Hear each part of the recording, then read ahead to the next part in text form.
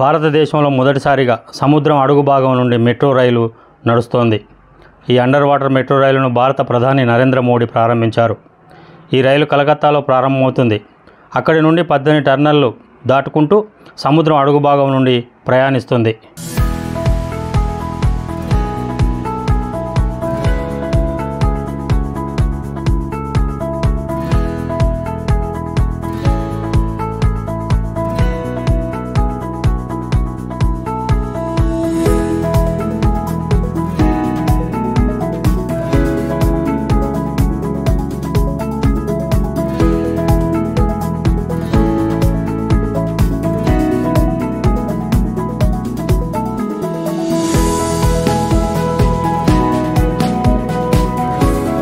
ఈ ఛానల్ను సబ్స్క్రైబ్ చేయండి, లైక్ చేయండి.